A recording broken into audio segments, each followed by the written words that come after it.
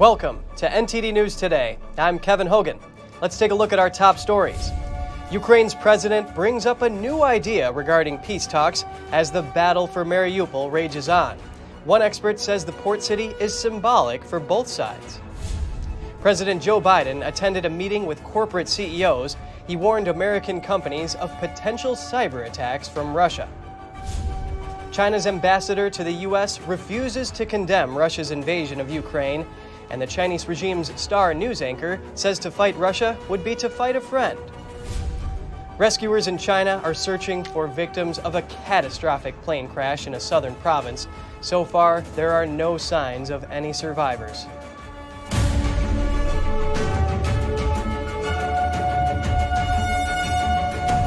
Peace talks and fighting continue. Ukraine's president suggests putting peace deal terms up for a referendum so Ukrainian citizens can vote on them. But the Kremlin says that would only undermine talks. NTD's Jessica Beatty reports. The Kremlin said Tuesday it wants ongoing talks between Russia and Ukraine to be more active and substantive. But it said Russia doesn't plan to make its detailed demands public. Ukrainian President Volodymyr Zelensky said Monday he thinks he'll need to meet with Russian leader Vladimir Putin in order to negotiate an end to the war. I believe that until such a time as we have a meeting with the president of the Russian Federation, you can't truly understand what they are prepared to do in order to stop the war and what they're prepared to do if we are not ready for this or that compromise. Zelensky said any compromises to end the war would need a referendum so the Ukrainian people could vote on it. The people will have to speak up and respond to this or that form of compromise. Meanwhile, in the southeast, the battle continues for the port city of Mariupol. Russia's plan is to take control over the city, to control the port, to link it up to Crimea. Russia says it's conducting a special military operation to demilitarize and denazify Ukraine. The West says it's just a pretext to invade the country. Ukraine analyst Orisa Lutsevich says Mariupol is the home base of the Azov battalion. The group openly uses Nazi imagery and symbols, and it's allegedly carried out war crimes and torture since 2014. I think personally it's a revenge against this battalion because they have reclaimed the city in 2014, and Putin really wants to show that he can take back what he believes belongs to him. On Monday, Ukraine refused to surrender Mariupol after Russia called on Ukrainian forces to lay down their arms. Even if Russians take over and install a puppet mayor and a puppet military administration, they will still have to deal with resistance. And that is why the city is not capitulating. Lutsevich said the resistance in Mariupol shows that the people don't want to live under Russian occupation. Jessica Beatty, NTD News. Russia says it does not engage in banditry at the state level. That's after President Joe Biden urged U.S. companies to make sure their digital doors are locked tight and warned that Russia could launch cyber attacks against the United States. President Joe Biden on Monday attended the Business Roundtable CEO's quarterly meeting. Addressing corporate CEOs, he renewed warnings of potential cyber attacks from Moscow against key U.S. infrastructure. Today, my administration has issued new warnings that based on evolving intelligence, Russia may be planning a cyber attack against us. And as I said, the magnitude of Russia's cyber capacity is fairly consequential, and it's coming. The president urged companies to build up their ability to counter Russian cyber threats and to take it as a patriotic obligation. He added that federal aid is also available if needed. Supply chain issues and price increases across the country were also discussed. Shortly after the meeting, the State Department said Moscow would pay for the price for launching such attacks against the U.S. We have made it very clear to the Russians that there would be a high price to pay if they were to use their capabilities to target critical infrastructure, to target sectors of strategic importance. Russia has mounted major cyber attacks against Ukraine over the past few years, including one in 2017 that caused more than $10 billion in damage worldwide. The Chinese ambassador to the U.S. appeared to mock the host of CBS's Face the Nation when she pressed him on Russia's invasion of Ukraine. Take a look. But you would recognize it's not good, friendly, neighborly relations to put 150,000 troops on the border of a neighboring country and then to send those troops into that country. Yeah. In those circumstances, why can't you condemn this as an invasion? Well, don't be naive. That exchange happened just after Gang said China has good, friendly, neighborly relations with Russia. The ambassador later clarified his statement, saying it sounds naive to say that it is not an invasion. Condemnation. It sounds naive to say that's not an invasion. It doesn't solve the problem. 100,000 I would be country. surprised if Russia will back down by condemnation. This comes as the Chinese regime draws criticism for its implied support of Russia. As the West condemns Russia's invasion, China has tried to portray itself as a neutral party. The Chinese Foreign Ministry said Ukraine needs baby food and sleeping bags, not the weapons the U.S. is sending. Ukraine's Deputy Prime Minister gave a rare, strongly worded response. She said the comment was absolutely not serious and said Ukraine needs air defense systems amid Russian bombings of residential areas. She also took a jab at China's haphazard evacuation of its nationals from the war-torn country, saying, I would suggest that the Chinese Foreign Ministry ask the opinion of 160 Chinese students whom we evacuated out of the Russian shelling last week. Beijing gave no forewarning of a possible Russian invasion to its nationals in Ukraine, unlike other countries. This left up to 6,000 Chinese nationals unprepared. China's evacuation efforts didn't begin until 4 days after Russia invaded. What's more, a Star TV anchor for Chinese state media comments on why China has refused to denounce Russia's invasion. She told her viewers it's so China can protect itself. She said that if Beijing were to fight Russia, it would be the same as fighting a friend. Liu Xin is the host of the state-run English TV channel CGTN. She made the remark while commenting on the talks between Biden and Chinese leader Xi Jinping. Liu said Biden was basically asking China to help the U.S. fight Russia so the U.S. could fight China later. In the talks, Biden warned Xi Jinping of consequences if China supports Russia. NTD's reporter on the ground in Ukraine, Dan Skorbak, spoke to several community leaders in the Ukrainian city of Ternopil. The mayor says the city's churches have become a place of refuge. Ternopil, a city where thousands of locals come together to help those in need. We sat with the mayor, Serhiy Nadal, who has transformed 16 of the city's 35 public schools into housing for refugees who left war-struck towns in eastern Ukraine. They don't only live here. We also provide them with everything they need: food, clothing. If people come with animals, we also provide those animals with the food, bedding, and everything they need. There are a number of issues that didn't exist before, but there has never been such cohesion and such unification of the city and the whole country. It's hard to convey. The roles of mayors in western Ukrainian cities, both large and small, have evolved after the Russian invasion. They organize the sorting and distribution of aid pouring in from across the world, coordinate territorial defenses, and house, feed, and care for refugees. Ternopil has always been a highly spiritual city.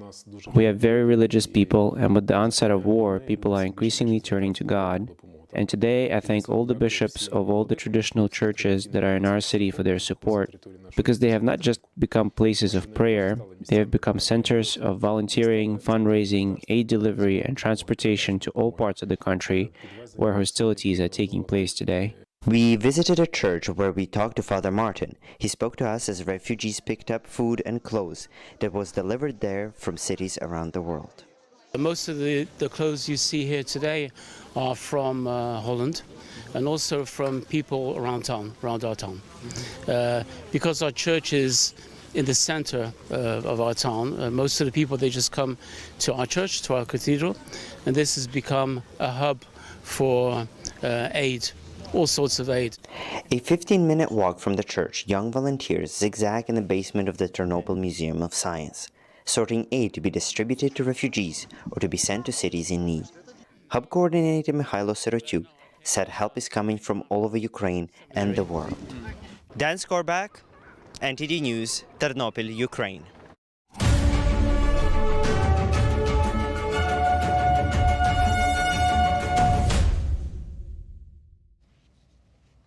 A district court judge recently blocked a D.C. law that permits minors to get vaccinated without parental consent, ruling that it tramples on the Constitution.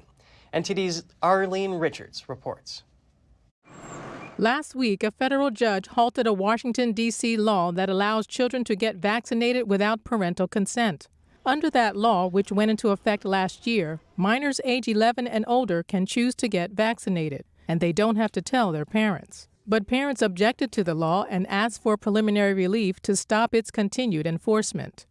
They filed the lawsuit to challenge the D.C. Minor Consent for Vaccination Act as unconstitutional. They all four have submitted religious exemptions to vaccinations, and all their children are minors. Parents sued D.C. Mayor Muriel Bowser and other defendants. Rolf Hazelhurst, a senior staff attorney at the Children's Health Defense and the lead attorney on behalf of the families, says a federal law called the National Childhood Vaccine Injury Act, or NCVIA, takes precedence over the D.C. law. The National Vaccine Act requires that parents shall be given what's called vaccine information statements. This is a one-page, or it's two pages, which explains the risks and benefits of vaccinations. But the mayor's attorney said the federal law didn't apply to children getting vaccines. They said in papers filed with the court, there is no explicit preemption provision in the NCVIA implicating the district's act here, and the plaintiff has not cited any. We reached out to the mayor's attorney for comment but did not hear back before broadcast. Hazelhurst says the D.C. law is dangerous because a child could have an adverse reaction to a vaccine and the parents wouldn't know why. The mayor has 30 days to appeal the court's decision. Otherwise, the order remains in effect until further order of the court. Arlene Richards, NTD News, New York. The CDC has elaborated on why exactly it removed tens of thousands of COVID-19 deaths from its data tracker webpage last week. Speaking to the Epoch Times, the agency said this happened because it was mistakenly counting deaths not related to the virus. According to a COVID data tracking website, the CDC removed over 72,000 deaths. Among them were the deaths of 416 children, amounting to almost a quarter of the child COVID deaths listed by the agency. In an email to the Epoch Times, a spokesperson for the CDC said the agency constantly reviews its COVID-19 data to ensure its accuracy. The spokesperson added that the adjustment was made because the CDC's algorithm was accidentally counting deaths that were not COVID-19 related. The CDC didn't announce the adjustment when the change was made, and on its website, it attributed the change to a coding logic error. Pfizer said on Monday it's recalling some lots of the blood pressure drug Accuredic and 2 authorized cheaper versions of the drug. This is due to the presence of elevated levels of a nitrosamine, a potential cancer-causing impurity. Pfizer says it hasn't received any reports of adverse events related to the drug so far. Nitrosamines are common in water and foods, including cured and grilled meats, dairy products, and vegetables. Exposure to the impurities above acceptable levels over long periods of time could increase the risk of cancer. However, Pfizer says there is no immediate risk to patients taking the drug. The drug maker says that patients currently taking the products should consult with their doctor about alternative treatment options. Pfizer Canada earlier this month recalled Accuredic due to the presence of the same impurity. Rhode Island's Attorney General announced settlements against true drug makers. Those are 1, Teva Pharmaceutical Industries, and 2, AbbVie's Allergan unit. The values, the settlements, he puts them at $107 million. This to resolve claims over their roles in fueling an opioid epidemic in the state. The state's Attorney General says the settlements include over $28 million in cash and the delivery of overdose treatments to Rhode Island over a 10-year period. Israel-based Teva is the world's largest generic drug company. They are calling the settlements a critical step forward in getting life-saving treatments to the people who need them. The company says it's still actively negotiating a national settlement. AbbVie, which acquired Allergan in 2020, did not immediately respond to a request for comment. The settlement was reached just as Rhode Island was prepared to take Teva to trial. The CDC says more than 500,000 people have died due to opioid overdoses in the past 2 decades. Officials are investigating a release of fentanyl through the air vents at a Northwest Ohio juvenile detention center in Williams County. 7 people were sent to the hospital. Jeff Lehman is the chief deputy for the Williams County Sheriff's Department. He says it takes as little as 4 or 5 grains, about the size of a grain of salt, to kill somebody. And the drugs can be absorbed just by brushing something off somebody's clothing or touching up against something. It can be absorbed through the skin or through the air. 3 corrections officers and 4 juvenile detainees were taken to the hospital Sunday night. Lehman says all 7 are expected to recover. Authorities are investigating how the fentanyl was released. 4 states that are prone to flooding and that were impacted by Hurricane Ida last year are getting a financial boost from the Biden administration. Residents in Louisiana, Mississippi, New Jersey, and Pennsylvania will be able to apply for funding from the Federal Emergency Management Agency. The goal of the so-called Swift Current Initiative is to help homeowners who are dealing with the aftermath of the flooding. The funding can be used to sell or rebuild structures that have been flooded more than once. FEMA says these 4 states were chosen because they have seen the most flood-related damage. Louisiana will get $40 million in funding, New Jersey will get 10, and Mississippi and Pennsylvania will each get 5. People can apply starting on April 1st. Florida Governor Ron DeSantis says he'll approve $800 million in next year's budget to boost teachers' salaries. This will increase the annual pay of new teachers to at least $47,000. Data shows the average starting salary for Florida teachers was $40,000 in 2020. That makes the state 26th in the nation for teachers' pay. But after the raise, this ranking will jump to 9th. Administrators noted that the pay raise will help Florida retain talented educators amid a national teacher shortage. And teachers themselves said the move makes them feel respected and appreciated, and that in times of rapid inflation, it will also help them pay their bills. Up next, the 9/11 Tribute Museum sits across the street from the National Memorial in New York City, but after educating millions of visitors since its opening, it now faces closure amid a pandemic-induced tourism drop and a costly move in 2017. All that and more here on NTD News.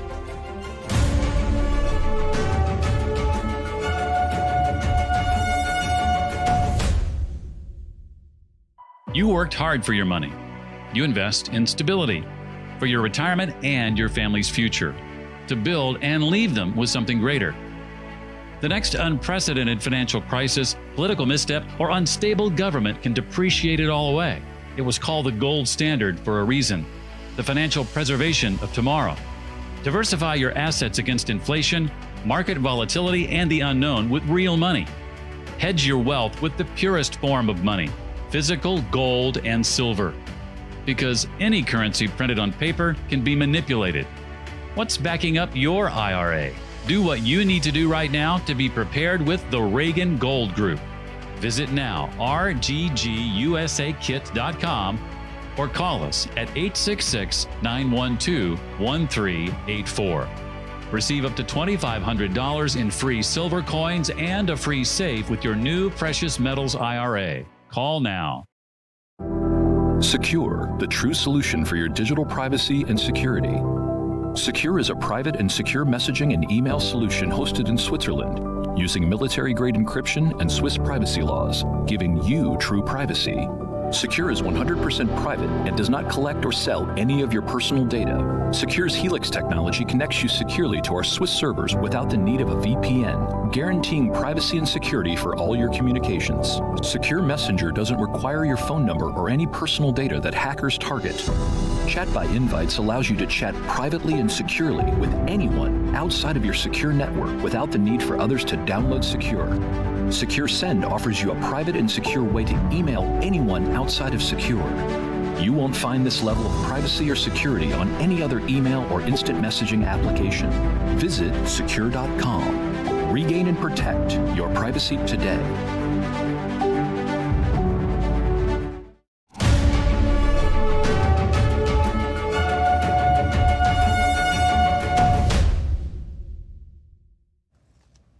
Before the September 11th museum opened at the World Trade Center, the 9/11 Tribute Museum opened across the street. 16 years and 5 million visitors later, the museum may be closing. NTD's financial pressures have been mounting for some time, but leaders say the museum has been pushed to the brink by the pandemic, which hammered tourism after a costly 2017 move.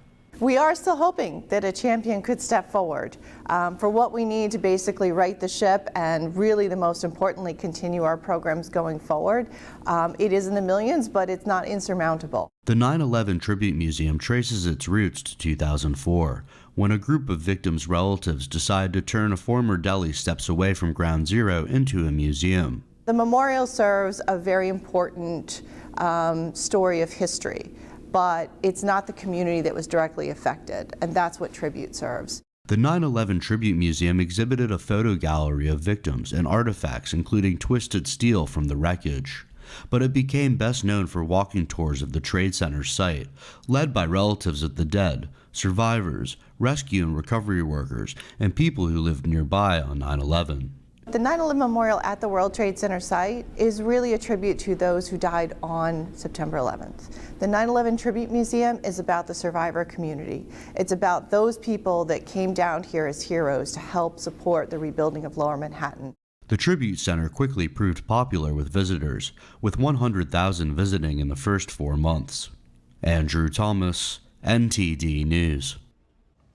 The Pennsylvania State Police are mourning the loss of 2 of its own killed in the line of duty. The Pennsylvania State Police say troopers Martin Mack III and Brandon Siska were responding to a call of a man walking on Interstate 95. Mack and Siska were putting the man into the back of a police car when another vehicle that was attempting to avoid the area hit and killed all 3. The driver of that vehicle stayed on the scene. Mack enlisted in November 2014 and was assigned to the Philadelphia Barracks since 2015. Siska enlisted in February of last year and recently graduated. Pennsylvania Governor Tom Wolf said he is saddened by the deaths. He said, "On behalf of all Pennsylvanians, I want to extend my deepest sympathies and condolences. We are so sorry for the loss that we all had experienced." Wolf has ordered the state flags to fly at half-mast until Friday night. A Florida Highway Patrol officer is grateful to the drivers who pulled over to help him subdue a man resisting arrest. Take a look at this dashcam video. The trooper can be seen talking to a man identified as Alexander Hernandez Delgado. Delgado punches the officer as he tries to put him in the patrol car. As you can see here, several cars, including this semi-truck, pulled over to assist. The officer, along with the help of the civilians, was able to overpower Delgado and put him under arrest. According to the criminal report affidavit, he is charged with battery of a law enforcement officer. He also is charged with resisting an officer with violence. He is currently in jail. No word yet from his public defender on the incident. In this report, the officer said he suffered a bloody nose. A jury convicted a Tennessee man in the slaying of former NBA player Lorenzen Wright. His body, riddled with bullets, was found in a field 12 years ago in his hometown of Memphis. The 12-person jury deliberated for about 2 hours. It found Billy Ray Turner guilty of first-degree murder, attempted murder, and conspiracy in Wright's case. Shelby County Criminal Court Judge Lee Coffey sentenced Turner to life in prison. More sentencing to come. The slaying is one of the most publicized murder cases in Memphis history. The 34-year-old father of 6 had been missing for days before they found his body. Turner had already pleaded guilty to possessing a weapon as a convicted felon when he was arrested in Wright's killing in 2017. Turner is serving a 16-year prison sentence on the separate gun charge. Prosecutors allege Wright's ex-wife, Shara Wright, masterminded a plan to kill her ex-husband. They say she recruited Turner and her cousin, Jimmy Martin, to help her. Turner and Shara Wright were indicted in 2017, more than 7 years after the killing. Shara Wright entered a surprise guilty plea to facilitation of murder in 2019. She was sentenced to 30 years in prison. The U.S. Coast Guard says dredging has begun to free a cargo ship that's been stranded in the Chesapeake Bay for more than a week. Officials say a salvage company began dredging around the Ever Forward over the weekend. The work is expected to continue throughout the week. A Maryland Port Administration official says the dredged materials will be used to rebuild an island off the Chesapeake's eastern shore. The island has suffered from severe erosion. The Ever Forward was headed from the port of Baltimore to Norfolk, Virginia, when it ran aground on March 13th. The Coast Guard says officials have not yet determined what caused the Ever Forward to run aground. The ship is not blocking navigation in the channel. Last year, the Ever Given ran aground in the Suez Canal and disrupted the global supply chain for days. Both cargo ships are owned by Evergreen Marine. A federal appeals court has upheld Los Angeles County's ban on flavored tobacco products. In a 2-to-1 ruling, the judges found that state and local powers can independently regulate tobacco beyond federal government standards. Los Angeles County started banning the sale of any flavored tobacco or menthol cigarettes in May 2020. It included areas outside of the city of Los Angeles. Governor Gavin Newsom signed a similar bill, but a petition for a referendum prevented it from going into effect across the state. The issue will be voted on in the November election. A midnight driving stunt gone wrong wrecks multiple cars in Los Angeles. The impressive footage shows a Tesla getting 3 seconds of airtime, but another car was totaled in the aftermath. NTD's Jason Blair brings us the story. A driver was recorded trying to pull off a dangerous stunt by launching a Tesla into the air at a steep LA intersection. The video has been going viral, and the police are offering a reward for information on the driver. According to LAPD, the high-speed stunt gone wrong happened just after midnight on Sunday morning. The car can be seen getting about 3 seconds of airtime before a loud crash landing, then running into 2 parked cars and several trash cans. Fortunately, there were no reported injuries. The police say the car was a rental and the driver fled the scene, leaving the car abandoned. Everybody came outside to see guys piling out of the totaled Tesla, getting into other Teslas that had come down the hill and were now waiting. So everybody piles out of the totaled one. 2 of my neighbors saw the guy who was driving handle a cat as he was going from one car to the other. Jordan Hook is the owner of one of the parked cars that was a victim of the crash landing. The LA musician posted a video showing the damage done to his parked Subaru, saying that unfortunately it looks like his car is done for. And I just put like $4,500 into getting a new motor in it last month because I'm a musician and I travel a lot, I tour a lot, and this has been a great car. Hook said his neighbors helped him start a GoFundMe page open to people who want to help him replace his totaled car. LAPD has offered a $1,000 reward for leads into the misdemeanor hit and run. Jason Blair, NTD News, California. Coming up, South Korea's president-elect is moving the president's office out of the Blue House. He says the decision is to better serve the public, but critics have raised concerns. More than 10 years after a tsunami caused the Fukushima Daiichi nuclear plant disaster, a tiny section of the town of Futaba in Japan reopens. Stay tuned for more.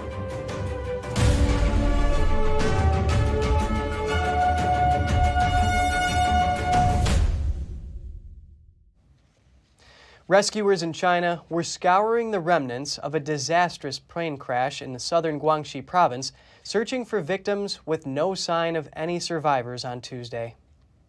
There were 132 people on board when the aircraft went down the day before, a China Eastern Airlines flight from Kunming to Guangzhou that suddenly plunged and crashed into heavily forested mountains. It's China's first commercial jet crash since 2010, and investigators are now searching for the Boeing 737-800 jet's flight recorders to figure out what went wrong. Relatives and colleagues of the flight passengers gathered at Guangzhou's Baiyun International Airport Monday, waiting for any news. One man said he came to the airport to confirm whether his co-worker was one of the victims, and later informed the victim's family.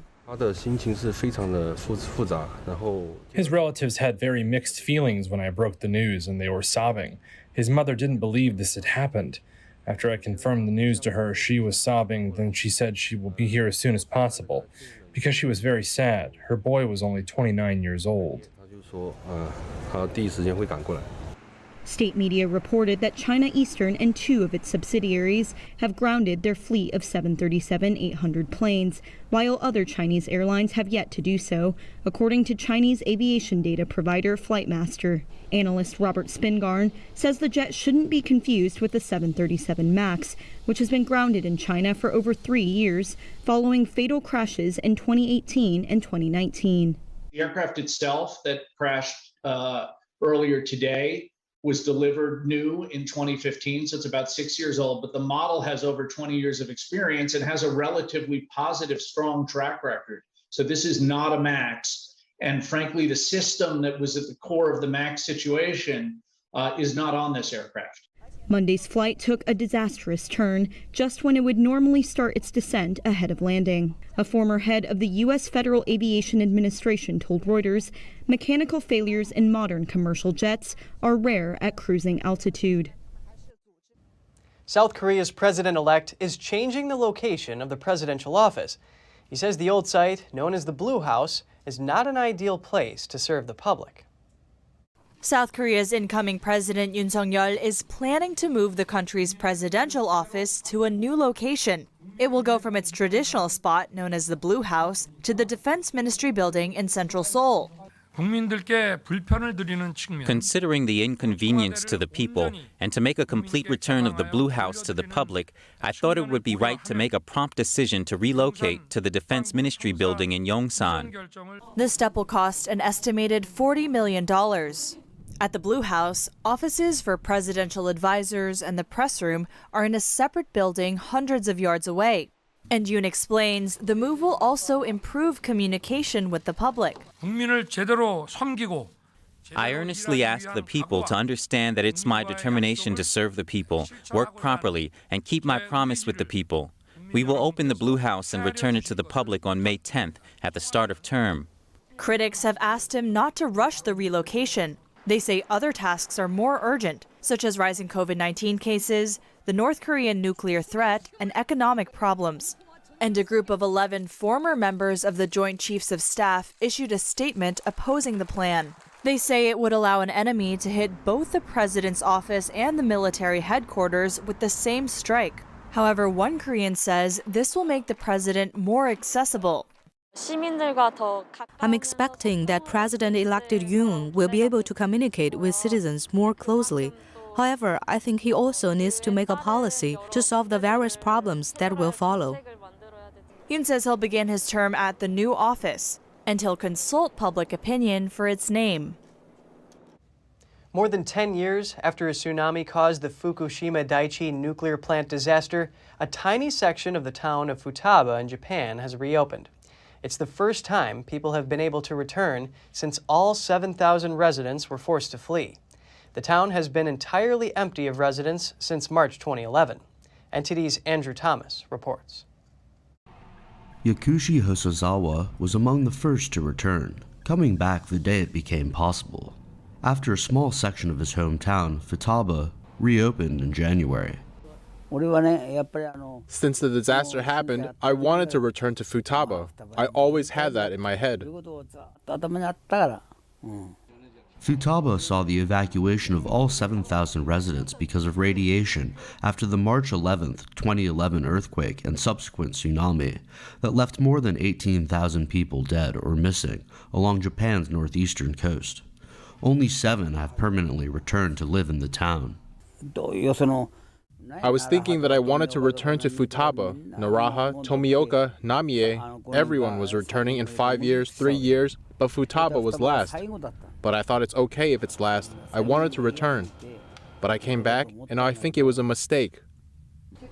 50-year-old Atsugu Yamamoto runs a Penguin fast food store in the Futaba Business Community Center. It was a popular hangout for local students and a landmark before the disaster. Now in Futaba, rather than new buildings being built, places that used to stand are being broken down. From our view, the buildings that remind us of our hometown are disappearing, like my friend's old house. Although my house was demolished early on, but there is a great sadness in that. Takumi Yamada is a worker at Futaba's only hotel. The 23-year-old spent most of his teenage years away after fleeing with his parents and 2 siblings.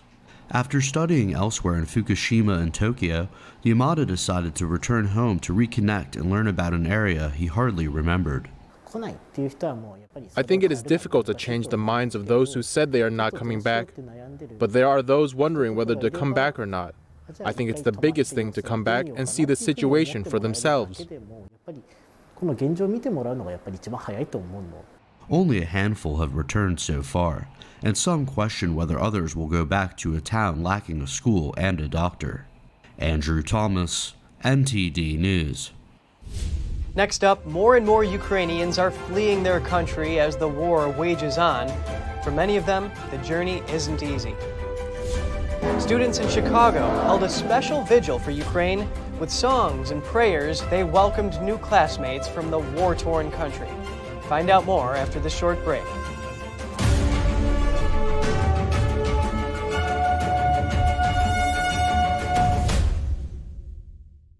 An unthinkable genocide took the lives of 6 million Jews, and thousands of Jewish survivors are still suffering in poverty today. God calls on people who believe in Him to act on His word. Comfort ye, comfort my people, especially during this holiday season of Passover. When I come here and I sit with Lily, I realize what she needs right now is food. These elderly Jews are weak and they're sick. They're living on $2 a day. This now is how God's children are living. Take this time to send a survival food box to these forgotten Jews. The International Fellowship of Christians and Jews urgently need your gift of $25 now to help provide one survival food box with all of the essentials they critically need for their diet for 1 month. Your special holiday gift will provide everything they need to celebrate the holy season of Passover. Do you remember matzah? This is the first time in over 70 years that she has anything to do with faith. She hasn't seen unleavened bread since before the Holocaust. And now we're coming to her and we're saying, it's okay to have faith. For just $25, you can help supply the essential foods they desperately need for 1 month. For over 35 years, this trusted ministry has given Christians like me a way to tangibly bless Jewish people who are in need throughout the world. God tells us to take care of them, to feed the hungry.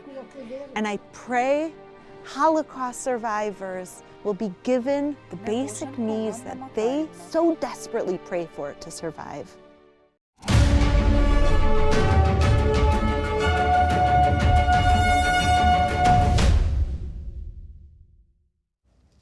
Nearly 3.4 million Ukrainians have fled their country since the war with Russia started. Most of them went to Poland, and many are still on their way. Some of them are sharing their experiences. 40-year-old Ludmila Lichko is fleeing her home city of Mykolaiv with her 2 sons. They left the city by bus on March 16th on a journey to Odessa. It's a port city in the southwest that has so far largely escaped the fighting.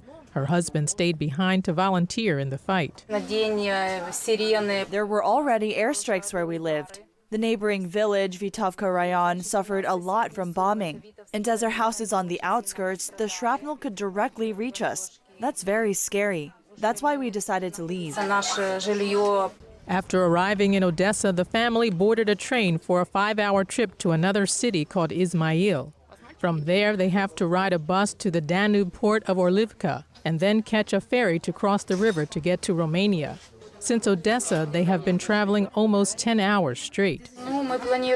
We plan to go to Poland. We have relatives that live there. They can take us in for some time.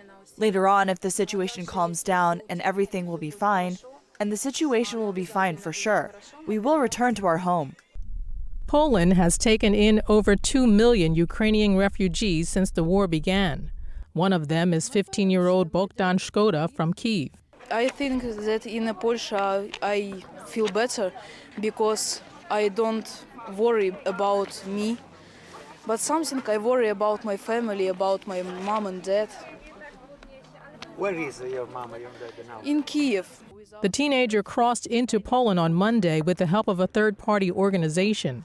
He had to flee Ukraine alone while his parents stayed. His father is unwell. Because my dad is invalid and they can't go to the Polska and other countries.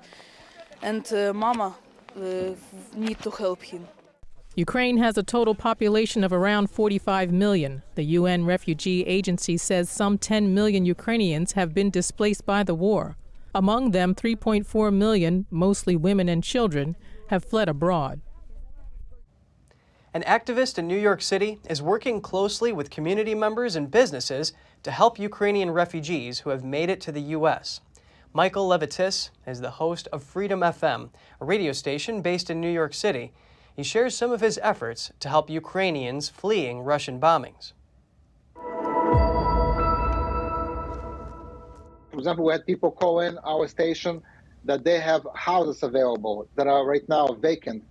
Can we house refugees that have no roof over their heads, that are here in America, and we were able to connect people with houses with refugees.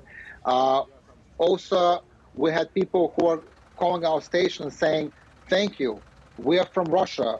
Unfortunately, we cannot listen right now to Western media. It has been banned. Facebook was banned. Instagram was banned. However, we can listen to your radio. You are in Russian, you're on the internet, and we're getting some independent information. So why are the Russians so happy to be able to listen to your radio station? Our station is American-owned by American business people. We're not sponsored by Putin or by the Kremlin. We're independent. Whereas the media right now in Russia is all state-sponsored. So they're only getting the news that the government wants them to hear. We are giving them the news that is Western, that is independent, that is the way things are on the ground as far as we know. And what's the next step for your organization? We're really hopeful this war is going to end today, tomorrow. However, the aftershocks are going to continue for time to come. So we'll continue to do our best to use our resources, our voice, to help the refugees and the Ukrainian people as much as we can. Are you in contact with people in Ukraine? Yes, I am. I have friends and I have relatives as well as business people in Ukraine, and we are all very worried for their safety. And a lot of them are trying to get out. Not everybody can.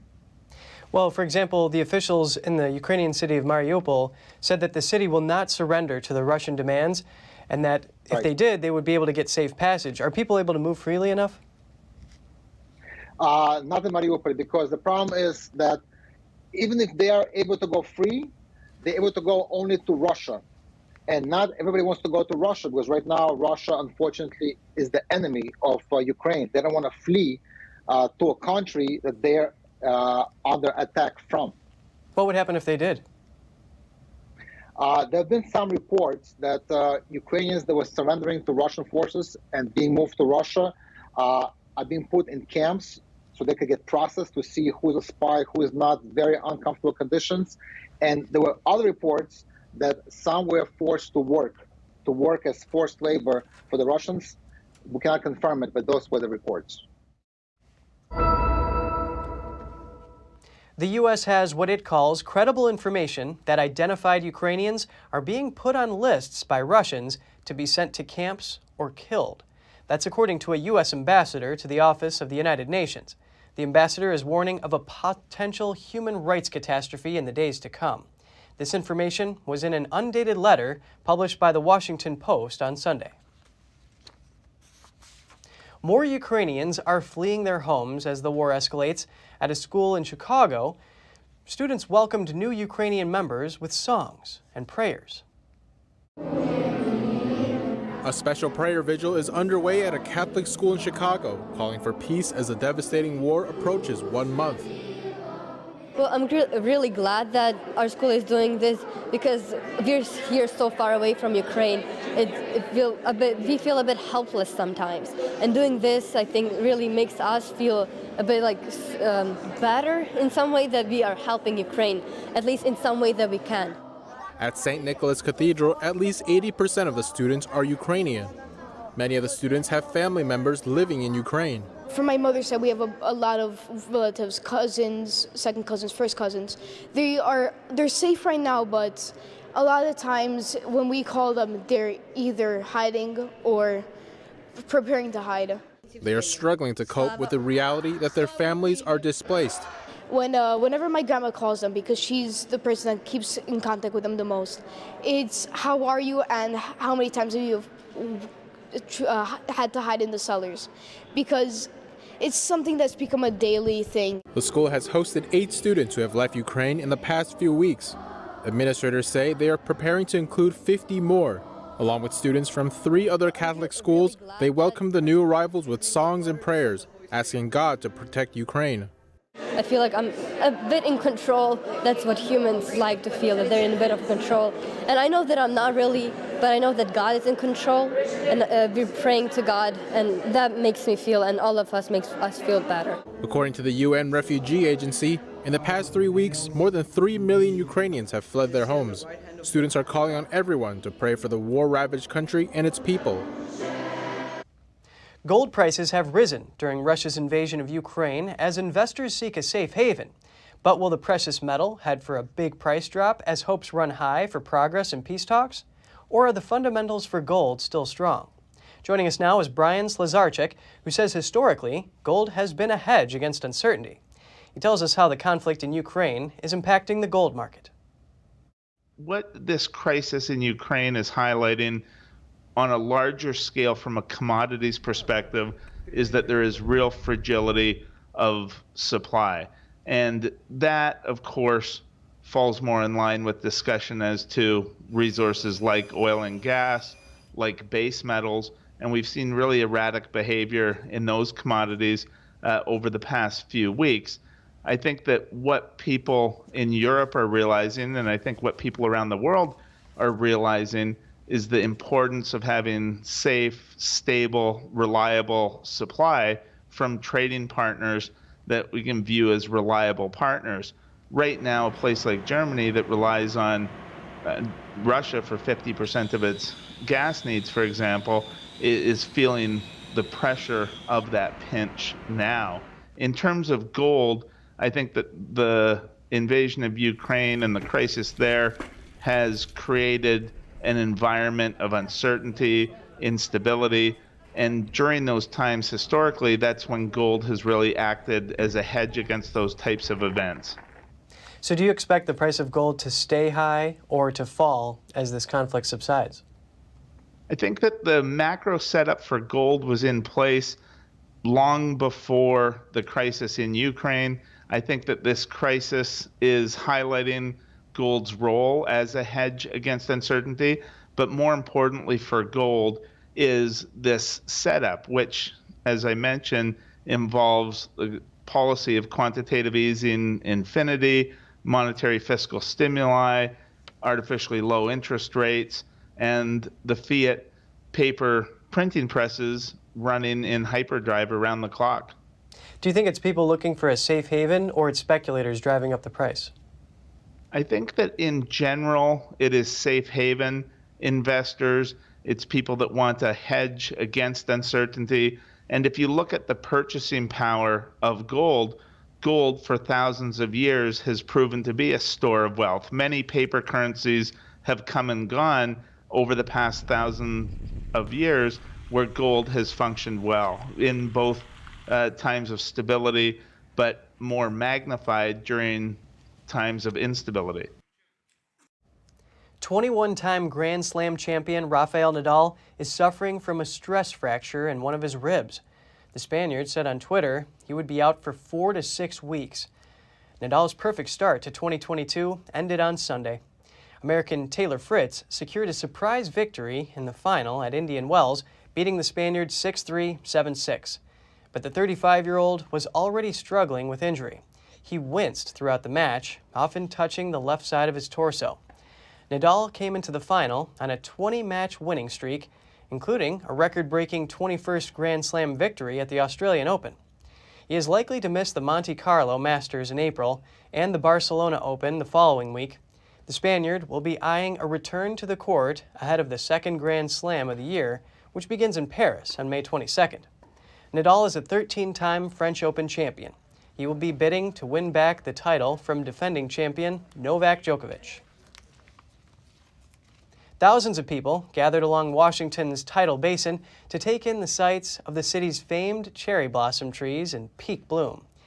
The pale pink and white blossoms frame the pathways surrounding the city's monuments. Around 70% of the blossoms are now open. The beloved trees were a gift of friendship from Japan in 1912, and now the annual Cherry Blossom Festival commemorates the enduring gift of those 3,000 trees. It also celebrates the relationship between the two countries. If someone is going to sneak into your bridal photo, this might be the guy you want. Actor Tom Hanks gave a Pennsylvania bride the ultimate surprise. Wedding photographer Rachel Rowland says the bride was about to hop into a limo when nice guy Tom Hanks walked up and asked to take a photo with her. He posed for a few shots and congratulated everyone, and then, just like Forrest Gump, he ran out of there. Hanks is in Pittsburgh shooting a movie called A Man Called Otto. He plays a retiree who becomes friends with his neighbors. Get ready for your daily dose of cute.